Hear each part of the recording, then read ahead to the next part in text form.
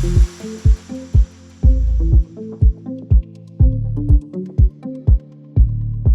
right. So, hey everyone, welcome back to the Swydo Expert Talks. Today we're going to get into something every paid social marketer deals with constantly, which is turning a wall of numbers into decisions people can trust. So this one is kind of fun for me because reporting is something that I think about a lot from a content side as well. So I have a feeling that I'm going to learn just as much as everyone else does today. And my guest is Akvile DeFazio. She is an amazing founder of Advertise and Social Ad Academy and someone who has been in paid social content for like 2 decades. So that's super cool. Hi. Hi, thank you so much for having me. Yeah, we're super excited for this one. Also, the team here at the office has prepared me and introduced me and told me what an amazing person you are. So I'm really looking forward to get to know you. Likewise, and your team is wonderful. I've met them many times over the years, and they're just a wonderful, bright group of people. Akvile, I was wondering, could you give us a really cool introduction about yourself and also give us a bit of a background in your knowledge about your paid social vibes? Sure. So as you so kindly introduced me, and I feel like you got the gist of it, but I've been working in paid media for 18 years. I started my career in paid search, and then I was working in-house for a number of companies.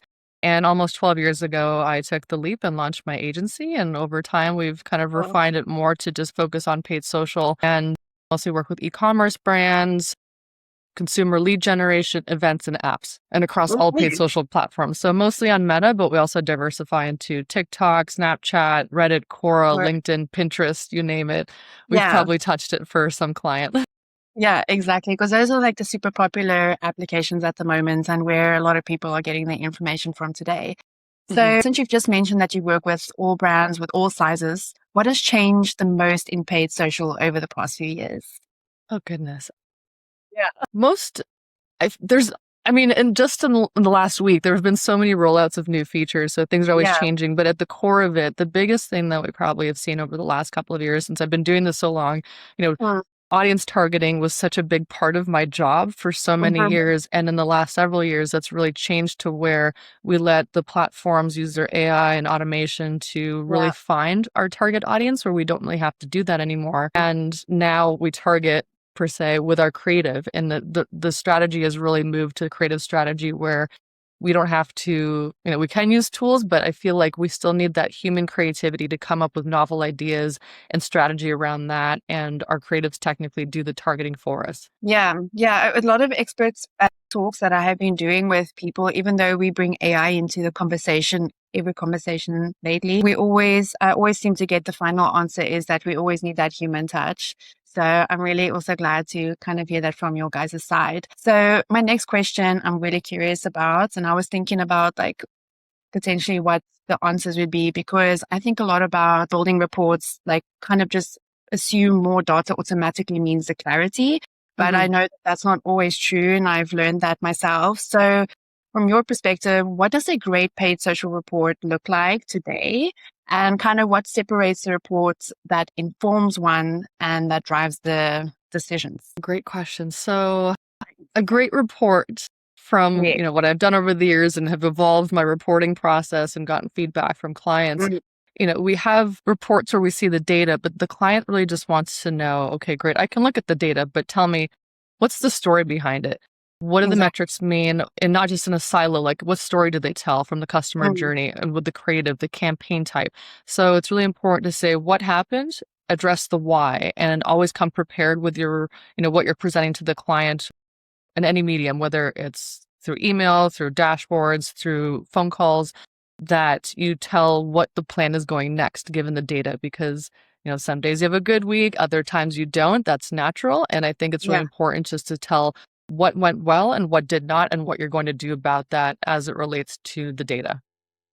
Okay, so then since you mentioned like not telling a really good story, but an actual story from the report that's in front of you, how would one explain like paid social performance to clients or stakeholders who aren't marketers? Like, how do we kind of simplify the data without losing the story? Great question. So I think try not to use jargon, especially for the people that maybe executives. They're looking at one thing where somebody that might be the CMO or the marketing director might look for other things. So try to explain it so everyone can understand it easily and how it relates to not just the campaign or the platform, but also as for the business goals as a whole, and how does it move the business forward. Okay.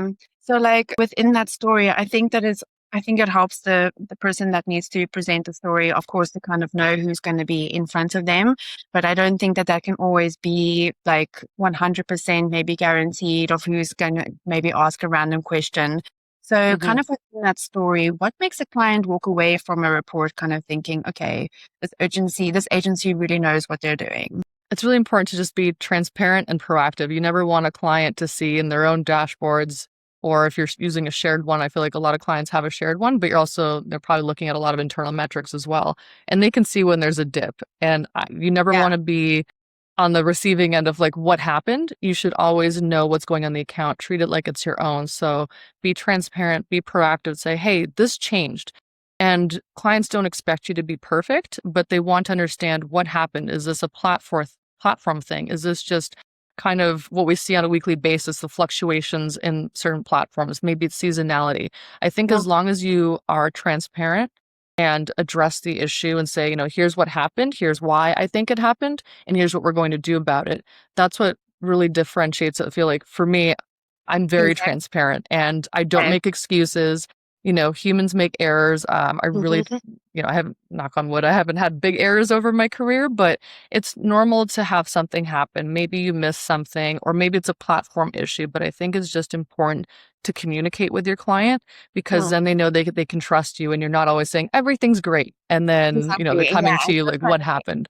Yeah. You're really just coming up with nonsense words, and then you've dug your hole much deeper than what you needed to, and backtracking already, I think that's the trust with the client if you're adding too much fluff.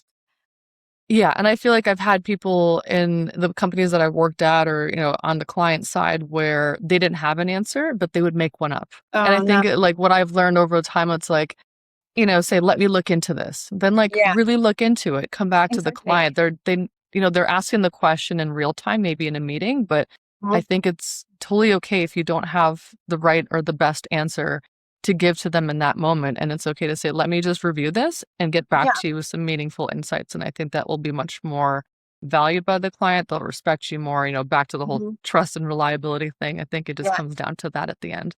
Yeah, exactly. I do like that, because if you kind of just say that you don't know, that's much better. No, not that you don't know, because then it kind of also can come across as you don't necessarily look at that data, but not having that information at that moment, because you can say that I was focusing more on this topic than this. So yeah, really good question. I'm definitely going to get back to you, type of thing. I definitely do agree with that. So since we're kind of speaking about reports, if you could only, I know this is quite a very specific question to ask, but if you could only include 4 KPIs and 2 charts in a weekly paid social report, what would they be and why? I would it'd be great if you could what are the business metrics? Because platform by platform, there's things that we use to optimize our campaigns and inform the next steps. But I think when we're presenting to clients, the most important would be for, an e-commerce brand, CPA, ROAS, or revenue, because then you could figure it out. And then what do I have? CPA, revenue, ROAS. Yes. And sorry, there's just so many metrics. No, I totally relate. But then have the other ones that are also kind of, that'll be the core ones as they relate to the business. For lead generation, I would want to look at cost per lead. And then if you have other metrics that you can tie in offline data or connect any other platforms that you're using to kind of tie in how many sales did these leads bring in, that's really valuable data too. So I think it depends on the type of client and what the business objectives are. And then maybe if you could kind of have the reporting kind of go from there, but then you can dive a little bit deeper and look by platform, because I think that clients just want to know what is the overall lift across the platforms, and then you can look at platform specific. Okay. So where would you draw the line between vanity metrics and business metrics? Yeah.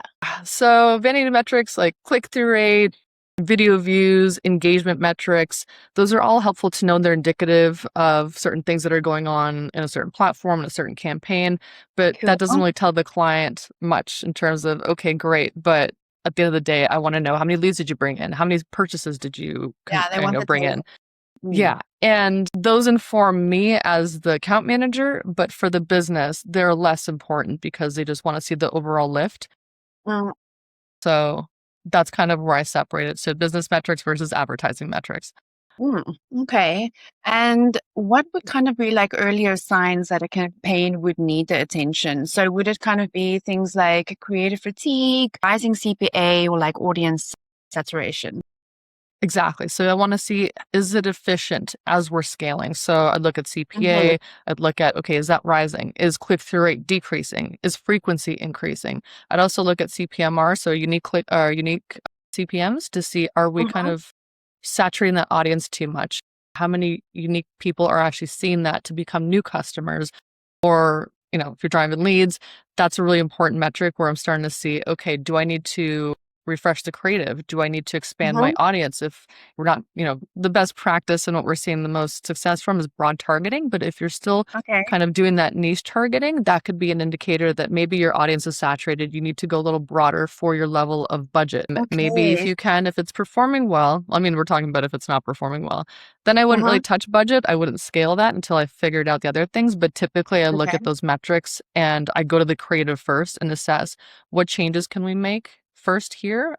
And then, if you're doing broad targeting, if you're not, I might go with the audience targeting route first and expand it a little bit more to see how many more people can we get that would engage with these ads that we currently have running as I'm developing more, unless if I don't have a repository of additional things I could put in to refresh the bucket of creatives that we have. Okay. Wow. So it kind of is like just a dependency on where you see that breakage, and then like kind of trying to focus there and see, okay, is this what we're lacking? Yes or no? And then you flick it off and you move on to the next until you can kind of define and redefine and go a different route that would work. Exactly.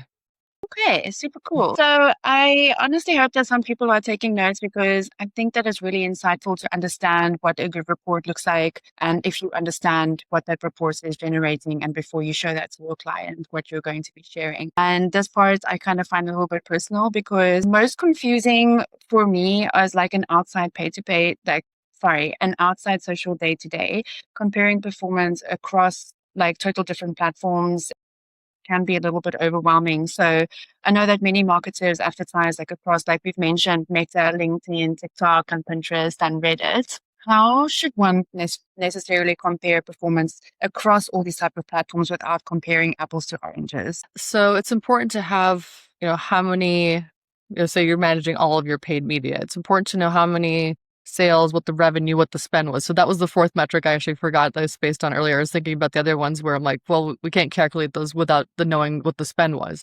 So that would be the fourth one, just to close that loop.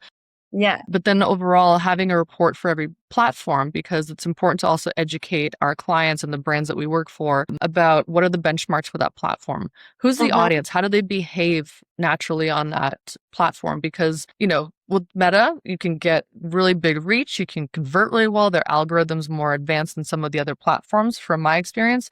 Yeah. But then, we might look at LinkedIn, where typically we're reaching a different type of audience. Maybe there's a longer conversion funnel. CPMs are much more expensive on LinkedIn. So you just have to understand the context behind the platform and put that together concisely to the client, so they're informed enough to know, well, why did we only get 2 leads here at $100 each when we got 10 leads here at like $20? And I think that context really matters, because it doesn't mean that maybe, LinkedIn is underperforming. Maybe those 2 leads, yes, we paid more for those leads, but maybe they ended up being higher lifetime value, higher order value. The context is just really important. And then there's other platforms where we just use them to fill the funnel, like Pinterest and Reddit. I feel like are really great for top to mid funnel, but not necessarily for conversion.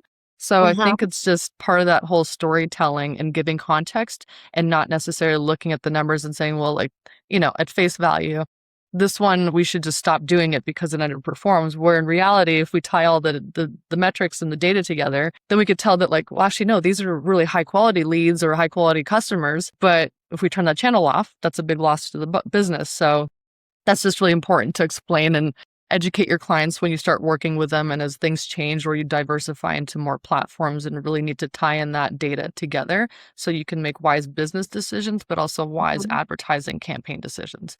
Yeah, like you said, earlier when I asked you about like what has changed over the few years with paid socials. I definitely notice every single time I go onto LinkedIn, onto Instagram, for instance, there's on a Monday or a Tuesday, there's new ways of data being picked up and new ways to do things. And I just implemented last week a certain way of doing things, and now it's not valid anymore. So I can understand that change is quite scary sometimes, overwhelming. Yes. Yeah. And you hope it doesn't break things.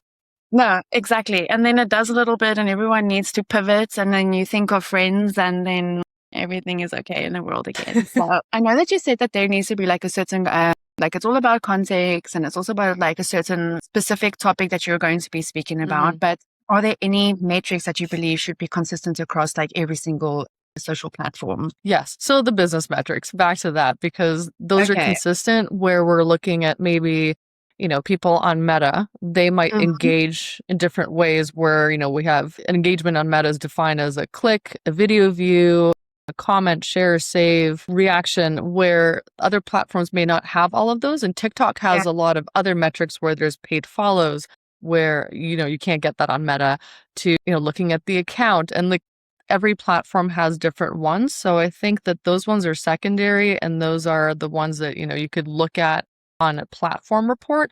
But as we're looking at like a cumulative report, the business metrics are what are most important. So CPA, ROAS, or CPL, cost per lead, spend, and revenue. Yeah, I've seen that. That's like the top ones that are always being advertised anyway. Yeah. Okay. So those are like the kind of meaningful ones that a person would need to put on specific platforms to be consistent as well. Yeah. Yes. Okay. Super cool. And we've also mentioned AI in the beginning. And since AI has changed so much about how campaigns even run in the first place, how has AI changed the way that you manage and optimize and report on paid social campaigns? In terms of management, for targeting, I have fully leaned into AI targeting because I've always taken things with a grain of salt when they've launched in platforms, and I do have an appetite for testing. It's the nature of the work that we're in, and I'm also curious. And there's been many features in platform and algorithm changes in platforms that I've worked in over the years. And I always go into it with skepticism, and I feel like they roll it out, they want to test it on your dollar. And sometimes it works, sometimes it doesn't. But the one thing that I was really kind of worried about, it seemed like a big shift, was when AI was introduced and broad targeting was a thing. And, we've done that in the past for large brands we've worked with, but it actually works really well. And it is one thing that I'm like 100% on, like, you need to do this because those platforms have more data than we do because of legislation, because of proprietary things. And we're probably leaving money on the table by just trying to do the manual inputs. So that has changed a lot. I'm fully in on AI targeting and automation to find the right customers based on my campaign goals and my optimization settings. When it comes to creative, though, I've tested some AI made ads and they did not perform as well, even though they looked pretty good. But I feel like consumers are starting to get this natural skepticism of like, is that real? Like, I think we're past the point of having like 6 fingers on ads, where I've seen some even just a year ago, like that was a valid thing. You don't show hands because it's a dead giveaway. Exactly. But the brands that we work with, they have stricter brand guidelines. We don't touch AI for creative. There's just I work with like big box retailers for toy brands and for shoes where like there's just too much red tape and we don't want to mess with it. For certain brands, we're allowed to, experiment. I've been given the free rein. I teach my clients like, hey, this new feature is out. Here's what it would look like. Can I test it and see how it performs? So I still educate the client. Some say hard no, we don't want any of it until it's like forced on us. So I think it's important to have those conversations. But for creative, I do use it for ad copy, ideation, sometimes refinement. If I'm looking for a certain tone, if I have writer's block, maybe I'll just put some stuff in. I'm like, can you just make this a little more punchy or creative or cute or whatever it might be.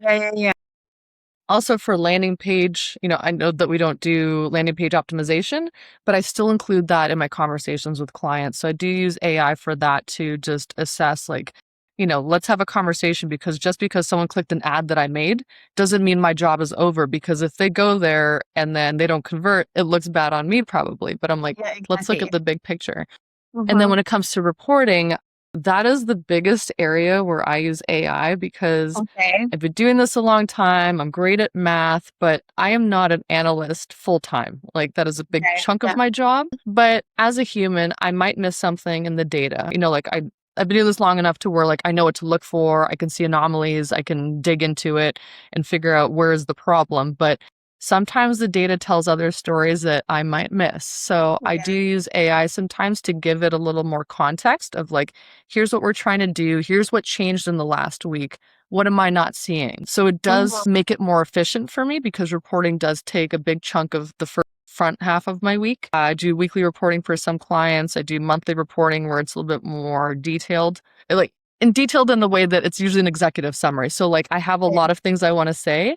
Yeah. And I have a hard time refining it further Summarizing. because I just want to say everything. But I know that Yeah. everyone has, maybe I'm presenting to a CEO or the Mhm. stakeholders that are, VP level. They don't want Yeah. to know the tiny things. And sometimes I have a hard time with that. So I will just take everything I want to say and I'm Yeah. like, make this more concise for an executive level. It saves Fair. me a ton of time. And I just use AI in ways that will make me more efficient. I am a shop of one. I've had other people, like I have partners that I work with. But Okay. as an agency of one, technically, like I need to be more efficient so I can do more, I can earn That's very more, but I don't want to sacrifice the value that I'm providing to clients mm-hmm. or sacrifice the performance of their campaigns. So I do find AIs to make me mostly more efficient and provide more value. So long Yeah. story long. I love a long story. Like, I don't want to generalize, but girls love to talk. So, like, we need to let it out. We need to explain the first sentence that we said and then get to the second sentence and explain from that perspective. So, I totally do understand that. I also struggle with that. Like, I was even thinking now you can kind of give your long version as a PDF, like as an add on, like just in case you wanted to understand me deeply. Yeah. But they're probably not everyone always has time because like when you look again, 8-9 hours have gone by so quickly and you've had that email open since this morning that you wanted to get back to because we're busy. So Yes. yeah, I totally get it. And then kind of thinking about how clients experience all of this. Do clients today expect platform specific reports, or are they increasingly looking for like a single cross channel view of performance? Both. They want cross-channel to understand how and where people are coming in from and how they're Mm-hmm. engaging with it. And Mm-hmm. then do we see, is this the path that's working best? Do we need to invest in this area a little bit more? So that is really important to my clients. It's important for me to know so then I can make those recommendations of, hey, we're seeing really great performance maybe here. Can we allocate some budget from, if you have additional budget, or can I pull a little bit from here? So that helps me make more informed decisions. And I think Okay. it does for the client as well. Mm. But for all of our clients, we do report by platform because there is that context. So the VPs at those companies, I do the cross-channel reporting, and Mhm. for their managers that are my direct contacts, typically, we get a Yeah. little bit more in the weeds where I do by Yeah, makes platform. sense. So Okay. they don't really care to see campaign by campaign unless it's like one account. And for one of my clients, for the toy client, I manage about 8 or 9 of their toy brands, and we have them all like in one Meta account. We have like several other platform accounts, but then we'll need to look at by campaign because it's by brand. And usually we're sending, it really just depends on the client. Most are a little bit more together, but for this one client, I'm managing so many brands under it that it's important to understand how each brand performed per platform. Yeah, makes sense. Yeah. Yeah, you have to focus on that. And that's kind of a lot of information to manage.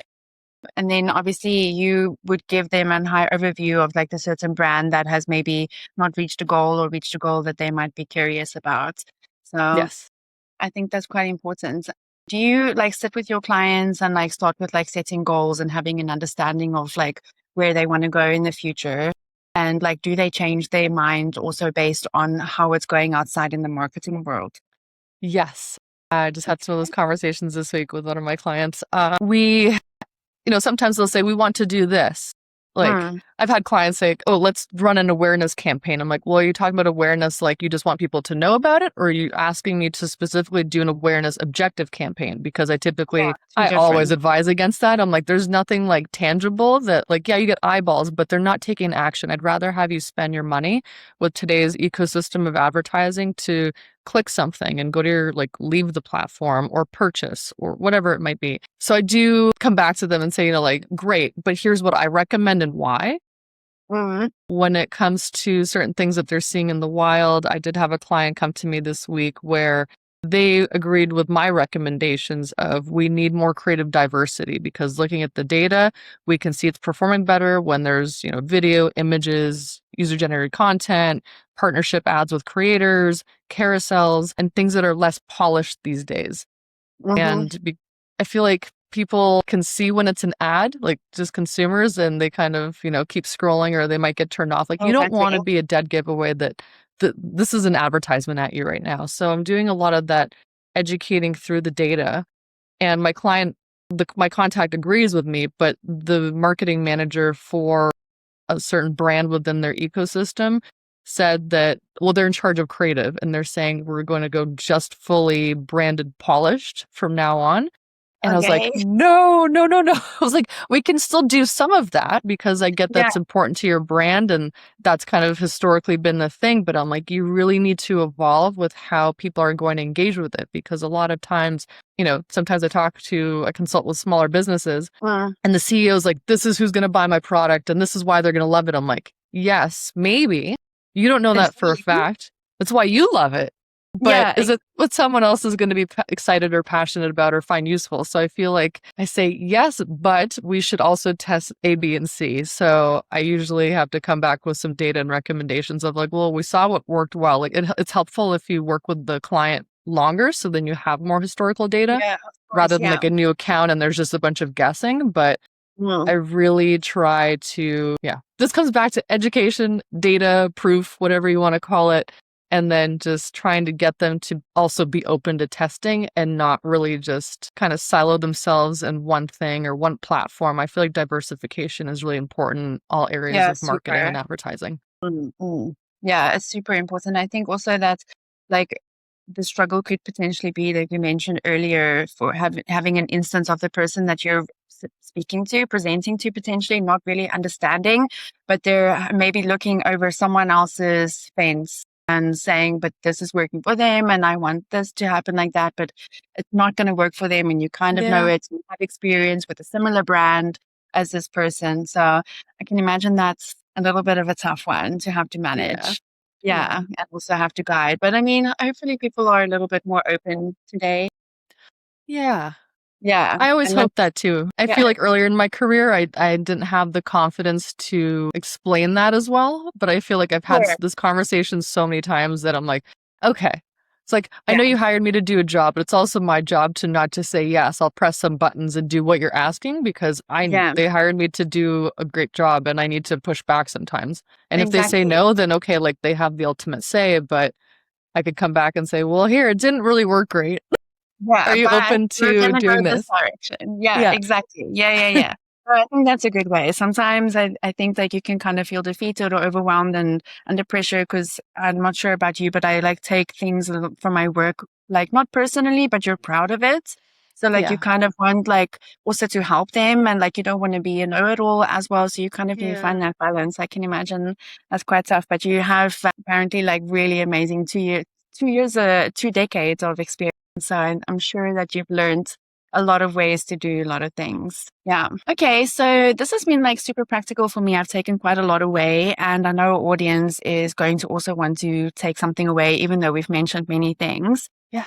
And since a lot of platforms, of course, allow marketers to create report templates and then reuse them across like multiple clients, if Mm-hmm. you were building this one multi-platform reporting template that works for 80%, what would you I would have the key metrics, the 4 KPIs we talked about. And I'd exactly in the also beginning? have here's what happened, Okay. why, Hmm. and what now, or like what next, because just Okay. putting the data, like just a nice summary on page one, because a lot of times I feel like this is relatable for a lot of our peers where a lot of clients don't actually read our reports.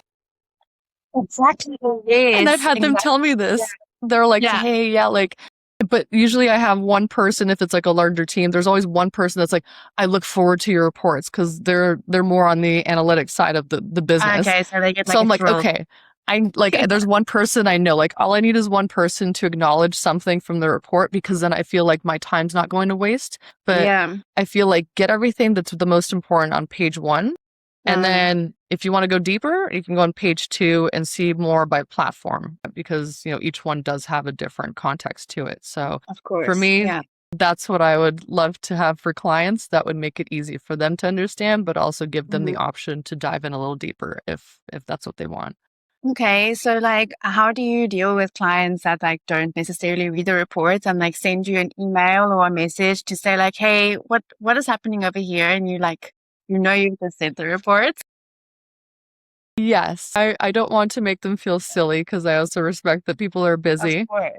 Yeah. So I'll just reiterate it. And then I'll also Okay. just say, oh, if you'd like more information, and then I can link it back to the report. So Okay, I perfect. slide it in Yeah, there still, but I address exactly. it as if it's the first time they're asking. Yeah, okay, perfect. And then just a super cool tip that you found valuable, maybe recently or throughout your Mm. experience that every marketer could implement now or tomorrow to make the reports a little bit more valuable. Set up custom reporting in your platforms, and then when you're exporting it to, however the client wants it presented, I like to arrange my metrics columns in a Mm-hmm. storytelling fashion. So, but depending on the type of campaign. So that's just how my brain works. I don't want to see spend over here and then there's like engagement metrics and then the ROAS over here or the revenue. I want to Yeah. see them in a story. So, if it's for an engagement one, of course, I want to see engagement metrics. I want to see video metrics for e-commerce campaigns, just to have everything from impressions, link clicks, click-through rates, spend, and then all of the conversion metrics like conversion, purchases, CPA, conversion rate, ROAS, revenue ROAS, frequencies, CPCs, CPMs.